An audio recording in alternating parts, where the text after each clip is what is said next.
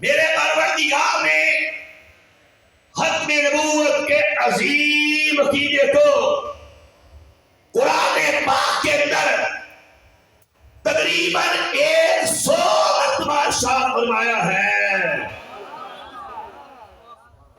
کتنی مرتبہ ذرا بولیے تو؟ تقریباً 100 مرتبہ ارشاد فرمایا ہے۔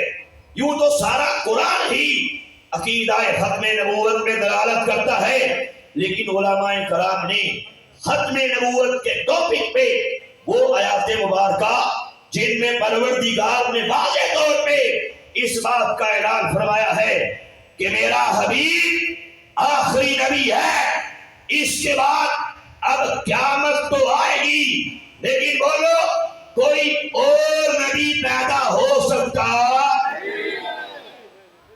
ہمارے کریم آقا حبیب کبریا حضرت محمد مصطفیٰ صلی اللہ علیہ وآلہ وسلم نے اپنی مبارک احادیث کے اندر، اپنی پیاری احادیث کے اندر عقیدہ ختم نبوت کو 210 مرتبہ ارشاد فرمایا ہے۔ اسی طرح مختلف مثالوں سے، مختلف زاویوں سے، مختلف پہلوؤں سے میرے کریم آقا صلی اللہ علیہ وآلہ وسلم نے عقیدہ ختم نبوت کی وضاحت فرمائی ہے۔ آپ کا فرمان عالی شان ہے، انا خاتم النبیین، کہ لوگوں سن لو میں محمد صلی اللہ علیہ وآلہ وسلم اللہ کا آخری نبی ہو، لا نبی بعدی، اب میرے بعد کوئی اور نبی پیدا ہو سکتا؟ بولیے۔ اس عقیدے کا نام عقیدہ ختم نبوت ہے۔ علماء فرماتے ہیں توجہ کہ ہمارے کریم آقا صلی اللہ علیہ وآلہ وسلم آپ کو نبی ماننا بھی فرض ہے، اور خاتم النبیین یعنی کہ آخری نبی ماننا بھی فرض ہے۔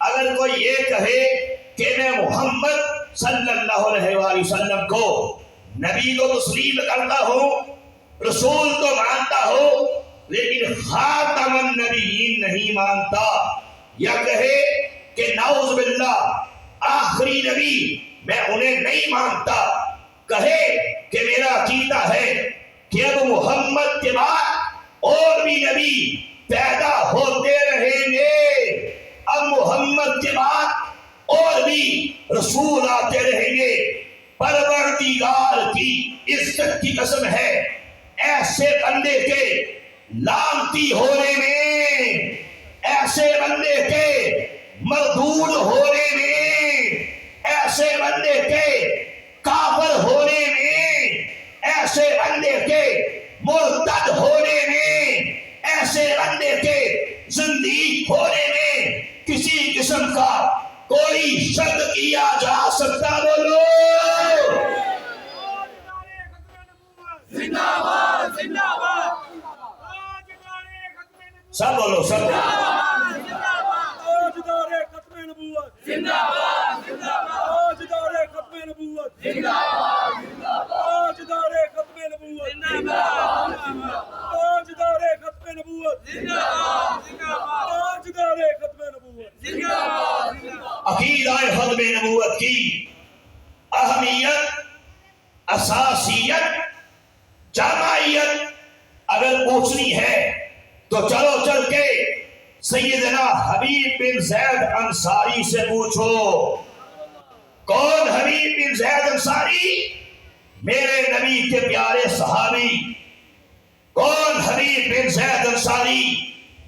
ختم نبوت کے چوکیدار۔ کون حبیب بن زید انصاری؟ میرے نبی کی ختم نبوت کا پہرا دینے والے۔ کون حبیب بن زید انصاری؟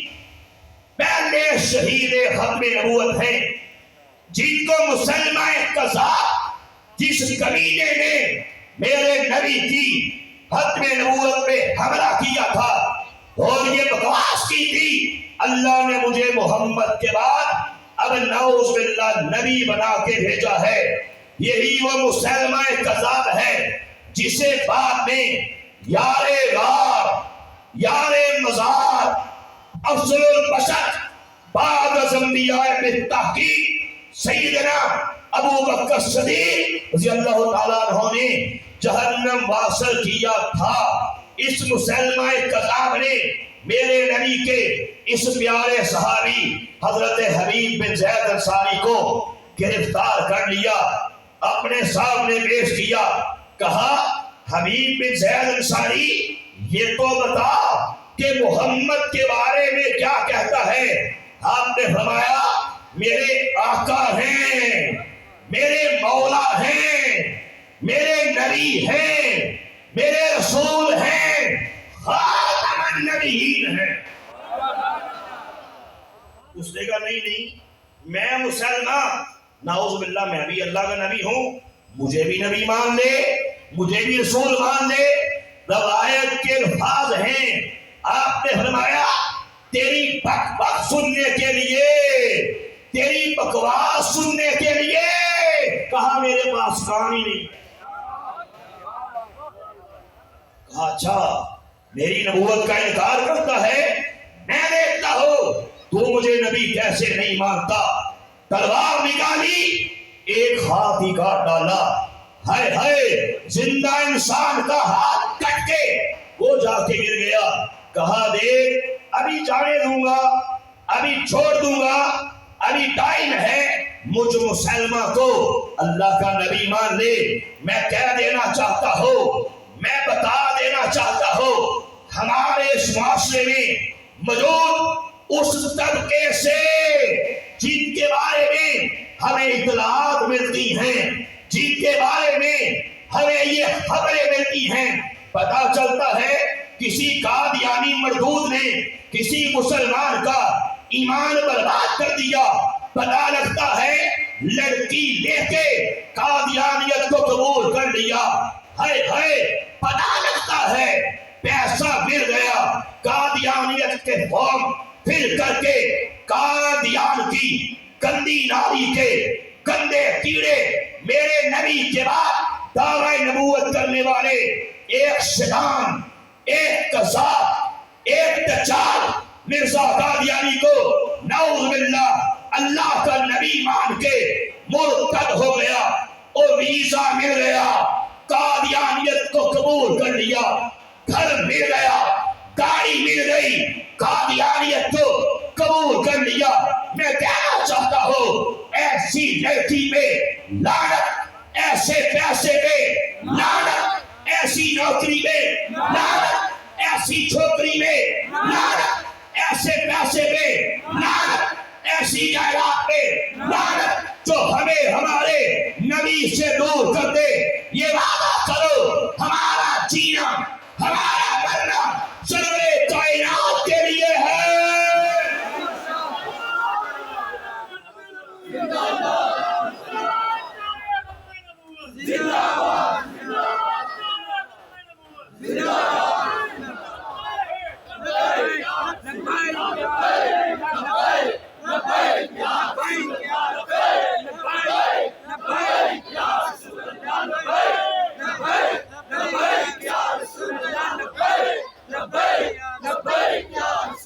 اسی معاشرے کے اندر یہ طبقہ ہے۔ میں چھوٹی سی رپورٹ دے کے ایسے میں نے بات نہیں کی، میں نے ڈنکے کی چوٹ میں بات کی ہے، جو حقیقت آپ کے سامنے پیش کی ہے۔ میرے پاس اسلام آباد ہائی کورٹ کے جسٹس شوکت عزیز صدیقی صاحب، آپ جانتے ہیں، نام سنا ہوگا، اسلام آباد ہائی کورٹ کے سینئر جج رہے، ان کی ایک رپورٹ ہے، اور میری انشاءاللہ اگلی کتاب جس کا نام ہے قادیانی اسلام اور وطن دونوں کے غدار ہیں، اس موضوع پہ انشاءاللہ یہ کتاب آ رہی ہے۔ اس کتاب کے اندر میں نے باقاعدہ اسلام آباد ہائی کورٹ کے اس جج کی ایک رپورٹ پیش کی ہے۔ جسٹس صاحب کہتے ہیں علامہ صاحب، جب ہمیں پتا چلا کہ پاکستان میں لوگوں کا ایمان برباد کیا جا رہا ہے، ہمیں پتا چلا کہ پاکستان میں یہ قادیانی لاتی قانون کی وائلیشن کر رہے ہیں، قوانین کو توڑا جا رہا ہے، اب ان کو پابند کیا جاتا ہے۔ ہمارا قانون ہے، ہمارا کوئی قادیانی کسی مسلمان کو قادیانیت کی تبلیغ کرے گا، قانون کہتا ہے دفعہ 298 سی لگے گی اور 3 سال قید ہوگی، جرمانہ الگ ہوگا اور بیل بھی نہیں ہو سکتی۔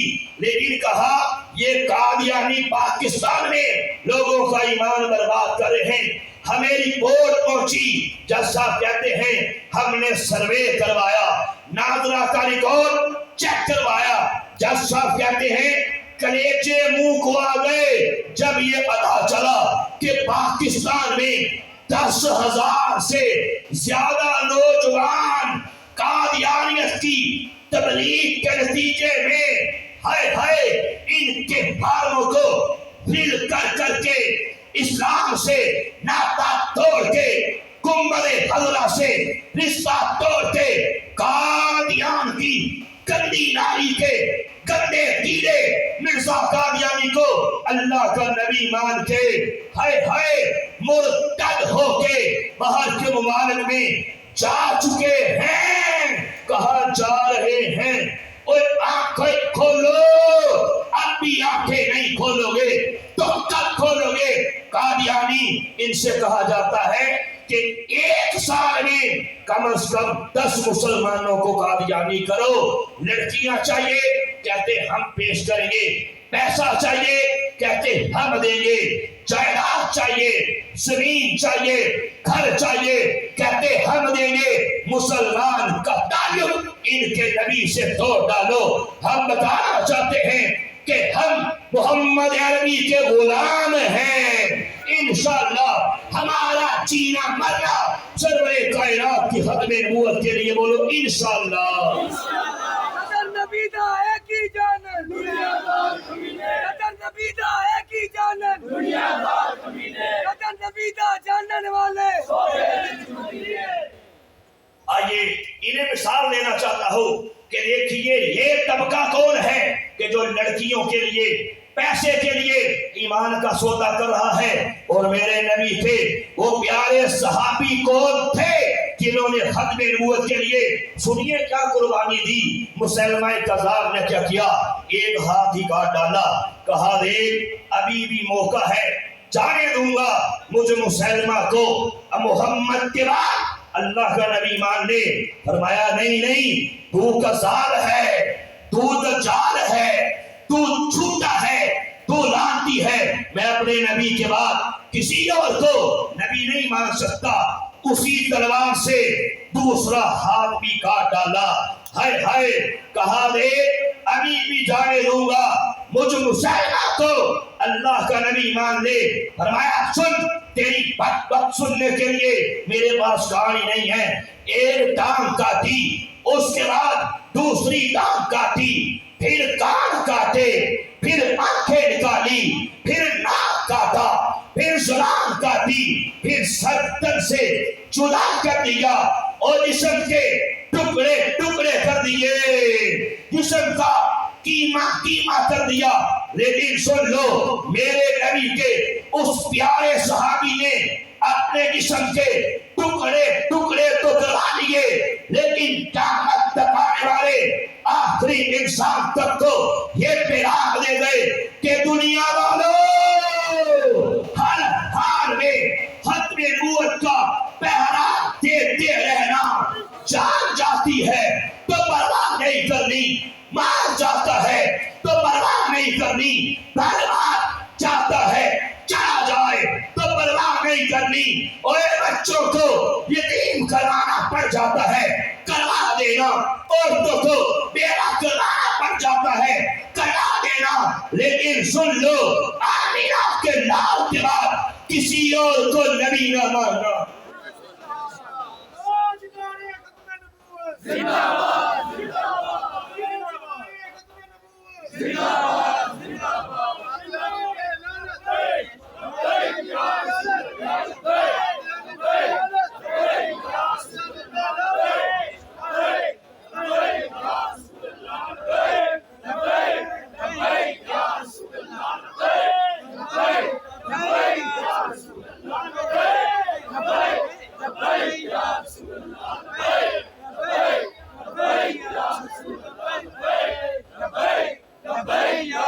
لیے ختم نبوت کے لیے انشاءاللہ اس قسم کے جذبات چاہیے تو انشاءاللہ کام بن جائے گا۔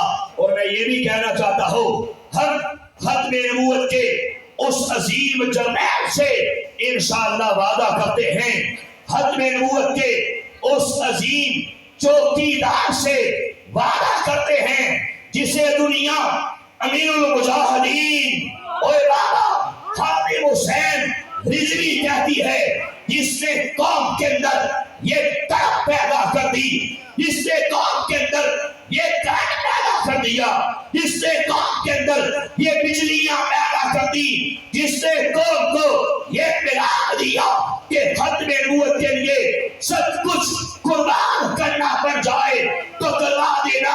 ختم نبوت کے لیے اگر تیرے سر پہ ڈنڈے بھی مارے جائیں تو پرواہ نہیں کرنی، جس نے تمہیں یہ صلاح دے دیا ختم نبوت کے لیے تیرے گھر کی سیڑھیوں سے ہائے ہائے تجھے حسین کے نیچے لایا جائے تو پرواہ نہیں کرنی، جس نے تمہیں یہ پیغام دے دیا ختم نبوت کے لیے تیرے منہ پہ تماچے مارے جائے تو پرواہ نہیں کرنی، ختم نبوت کے لیے ہائے ہائے تجھے پیٹا جائے، پابند سلاسل کر دیا جائے تو پرواہ نہیں کرنی، رات کے پچھلے پہر سرد راتوں میں تیری رضائی میں ٹھنڈا پانی اور چھوڑا جائے تو پرواہ نہیں کرنی، تجھ میں شیرنگ کی جائے تو پرواہ نہیں کرنی، تجھ میں دھوئیں چھوڑے جائیں تو پرواہ نہیں کرنی، ہر حال میں ختم نبوت کا پہرا دیتے رہنا۔ پھر تم نے دیکھا پروردگار نے اس ختم نبوت کے اور مجاہد کی ہیبت اور محکومت میں کیسے طاری کر دی کہ دنیا کی بڑی بڑی سپر پاورز بھی میرے بابا جی کا اور نام سن کے محلہ میں تھر تھر کانپتے تھے۔ پھر تم نے دیکھا ختم نبوت کا یہ سپاہی، ختم نبوت کا یہ چوکیدار جب دنیا سے جاتا ہے چہرے پہ تبسم ہے، چہرے پہ مسکراہٹ ہے۔ پھر تم نے دیکھا کہ انسانیت کی تاریخ کا سب سے بڑا جنازہ میرے بابا کا تھا، اس کے جنازے پہ زمین والے بھی ہیں، آسمان والے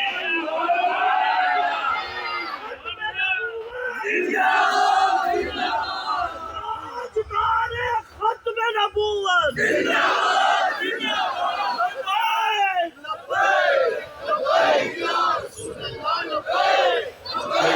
لبیک یا رسول اللہ، لبیک لبیک لبیک یا رسول اللہ، لبیک لبیک لبیک یا رسول اللہ۔ رضوی تیرا مشن، رضوی تیرا مشن، رضوی تیرا مشن، رضوی میرے بابا جی دی، رضوی میرے بابا جی دی، رضوی میرے بابا جی دی، رضوی میرے بابا۔ انشاءاللہ بابا جی سے ہمارا وعدہ ہے کہ جو مشن آپ نے ہمارے سپرد کیا ہے انشاءاللہ ڈٹ کے اس پہ چلتے رہیں گے، ختم نبوت کا پہلا دیتے رہیں گے، انشاءاللہ قادیانیوں کا محاسبہ کرتے رہیں گے۔ میرے پاس ٹائم بڑا کم ہے، ماشاءاللہ اس شخص رسول بیٹھے ہیں، آپ کا جذبہ دیکھ کے دل تو بڑا کیا، کہنا تو بہت کچھ چاہتا تھا، اپنی بات کو سمیٹتے ہوئے اپنی گفتگو کو کلوز کرتے ہوئے میں چند حقائق آپ کے سامنے پیش کرنا چاہتا ہوں، یقین جانیے وگرنہ میرا موضوع ایسا ہے کہ ختم نبوت کی اہمیت کیا ہے، ختم نبوت کی اساسیت کیا ہے۔ جنگ یمامہ کے اندر میرے نبی کے پیارے صحابہ کیسے کیسے ختم نبوت میں قربان ہوتے رہے، پھر کبھی موقع ملا آپ کو بتاؤں گا کہ ختم نبوت کے دفاع کے لیے جو سب سے پہلی جنگ لڑی گئی وہ میرے نبی کے پیارے صحابہ نے اور مسلمہ کذاب اور اس کے ماننے والوں سے جنگ یمامہ کی صورت میں یہ جنگ لڑی ہے جس میں 70 بدری صحابہ شہید ہوتے ہیں ختم نبوت کے دفاع کے لیے، اور 70 بدری صحابہ اور 700 حفاظ قرآن شہید ہوتے ہیں۔ اسلام کی تاریخ پڑھیے گا، کبھی ٹائم ملا آپ کو بتاؤں گا کہ ختم نبوت کے پیرے کے لیے جو صحابہ شہید ہوتے ہیں ان کل کی کوانٹیٹی 1200 ہے۔ 1200 صحابہ میرے نبی کی ختم نبوت کا پہرا دیتے دیتے اپنی جانوں میں نذرانے ہتھیلیوں پہ رکھ کے سوئے مقتل کو اتر جاتے ہیں، لیکن دنیا والوں کو یہی پیغام دے جاتے ہیں کہ دنیا والوں بڑی سے بڑی قربانی دینی پڑ جائے تو دے دینا، آمینہ کے لال کے بعد کسی کو نبی نہ ماننا۔ افسوس کی بات یہ ہے، توجہ سے سنیے گا، دکھ کی بات یہ ہے، ٹینشن کی بات یہ ہے کہ ہمارے بر صغیر میں ایک بہت بڑا غلیظ پودا لگایا گیا، ایک بہت بڑا فتنہ اسے مارز وجود میں لایا گیا۔ میں تفصیلات میں نہیں جانا چاہتا، آپ بر صغیر کی تاریخ کا مطالعہ کیجئے کہ کیسے ظالم انگریز 7 سمندر پار سے چل کے ہمارے بر صغیر آیا تھا۔ کبھی موقع ملے تفصیلات سے بتاؤں گا کہ کیسے ایسٹ انڈیا کمپنی کے نام پہ ہمارے بر صغیر میں انگریز نے اپنے پنجے گاڑے تھے، کیسے مغل بادشاہوں سے حکومت کو چھینا تھا، کیسے دلی کے چاندنی چوک سے لے کے اور پشاور تک کوئی ایک درخت بھی ایسا نہیں تھا، ہائے ہائے جس درخت کے ساتھ کسی عالم دین کی لاش کو نہیں لٹکایا گیا، اور سور کی کھالوں میں سینے کے بعد نظریاتش کر دیا جاتا، بڑے بڑے تھیلوں میں انسانی غراست ڈال کے تھیلوں کے منہ علماء کے منہ کے ساتھ باندھے جاتے رہے۔ کیسے کیسے ایک ایک مسلمان بچی سے ایک ایک ہزار ان گورا آدمی والوں نے منہ کالا کیا ہے، بڑے بڑے تیل کے کڑاہوں میں زندہ انسانوں کو جلا دیا جاتا، توپوں کے سامنے کھڑے کر کر کے ہمارے علماء کو شہید کر دیا جاتا رہا۔ کون سا حرب ایسا ہے جو ظالم انگریز نے بر صغیر میں نہیں آزمایا؟ 1857 کی جنگ آزادی بھی ہوئی، لیکن مسلمان سے اس کے رسول کی چنگاری وہ ختم نہ کر سکے۔ آخر کار ان کے کتے دماغوں میں ایک پلان آیا، انہوں نے کہا ایک ایسا کام کرتے ہیں جس سے مسلمان کو ہم تباہ و برباد کرنے میں کامیاب ہو جائیں گے۔ آخر کار WW ہنٹر، آپ یوں کہیے میں سینکڑوں کتابوں کا نچوڑ ان چند جملوں میں آپ کے سامنے پیش کر رہا ہوں، ایک ایک جملے کو بڑے غور سے سنیے، انشاءاللہ آپ کے کام آئے گا۔ آخر کار WW ہنٹر